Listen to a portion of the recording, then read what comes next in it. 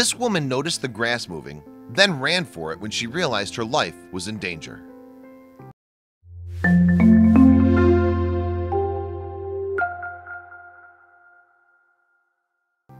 It was a beautiful day to enjoy the varied flora and fauna of Florida, and one middle-aged local couple had driven out into the wilderness to do just that. As they parked their vehicle and prepared to step out, however, they noticed that something wasn't quite right. The grass next to their parking spot was moving in a most peculiar way. Then all of a sudden they saw what was causing the movement and realized, horrifyingly, that they had narrowly avoided a grisly fate. The nature-loving couple in question were Kathy and Lloyd Terry, residents of Bartow, the seat of Polk County in Florida. And in July of 2017, the pair had a hair-raising encounter they'll likely remember for the rest of their lives. It all came about as a result of what they had presumed to be a sedate birdwatching trip in the south of the county. And you only need to glance at Kathy Terry's Facebook page to learn of her fond enthusiasm for critters of all kinds. She also has a keen eye for photography, and she and her husband often head out into nature armed with professional camera equipment to combine her two interests. These pursuits led Kathy and Lloyd on an ornithological expedition that summer's day, one which saw them visit an area just to the south of their hometown. On spotting a potential photo opportunity, the pair stopped their Toyota Tundra with the intention of alighting from the truck to snap some pictures. However, before they had the chance to exit the vehicle, the Terrys were frozen to the spot in fear. Kathy later explained what happened in a July 27 interview with Fox 13 News. "I looked down and the grass was moving," she described, when it shouldn't have been moving. But the couple were astounded when they saw what was responsible for that movement. Indeed, they could hardly miss the massive and menacing presence that had pressed its way through the undergrowth and was now disturbing the grass at the roadside. Lloyd Terry told the TV reporters that he saw a big thing going across the road. A big thing. He went on to describe the outsized creature as fat. "I can't even repeat what I said," Kathy recalled of her initial shocked reaction, but it was, "Oh wow, oh gosh, look at the size of that thing." It was a supersized snake that had chosen to cross their path, and while the couple may have been open-mouthed at its appearance, they still had the wit and wherewithal to capture the scaly spectacle on film. In fact, Kathy hurried to get her camera equipment so the Terrys could get some photographic evidence of their encounter with this unbelievably big serpent. The remarkable reptile may not have technically been a monster, but it certainly qualified as one in size.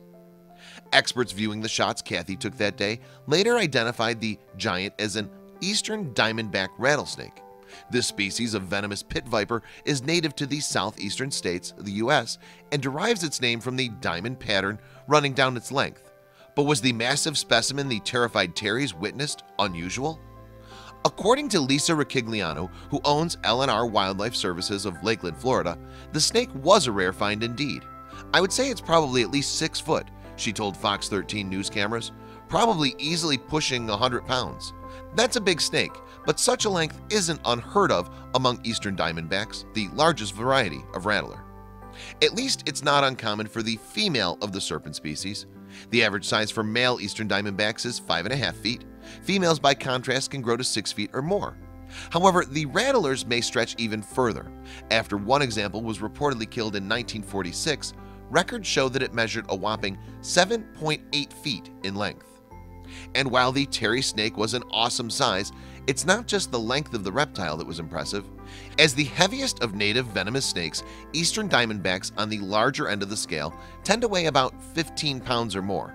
That really puts the estimated 100-pound rattler that spooked the Terrys in perspective. After Kathy uploaded the pictures of the serpent to Facebook, the viper soon shot to viral fame, and the reactions of the online community were varied. Some commenters just expressed awe at the eastern diamondback size, for example. However, some seemed to let their instinctual fear get the better of them. Probably a fourth of them said, "You should have run it over," Kathy told Fox 13 News. Others said, "Why didn't you kill it? Boy, that would have made a great pair of boots and probably a belt too." Thankfully, the couple let the snake slither off into the grassland weeds instead. Wanting to kill such a creature is a cruel and sad reaction, but it stems from a deep-seated terror or repulsion. Such a response is provoked by fear of snakes, known as ophidiophobia. It's a very common phenomenon, with about 1 person in every 3 affected by it to some extent. Some behavioral scientists believe that such fears can be traced back to raw survival instincts learned by our ancestors way back when. Whatever the reason for them though, it's true that many wild animals can be dangerous when they're not treated with caution and respect. And the same goes for snakes, rattlesnakes in particular. So some would argue that ophidiophobia is a very rational fear. After all, rattlesnakes and diamondbacks specifically are the most venomous reptiles in North America. Nevertheless, most snakes only strike humans when they feel threatened. And the good news is that rattlesnakes have a way of telling you when you're standing too close for comfort. That's because they use the rattle on the end of their tails to make a signature warning noise, although they've been known to strike without rattling. Still, eastern diamondbacks are not aggressive by nature and will only attack as a last resort. They would much prefer to be left alone.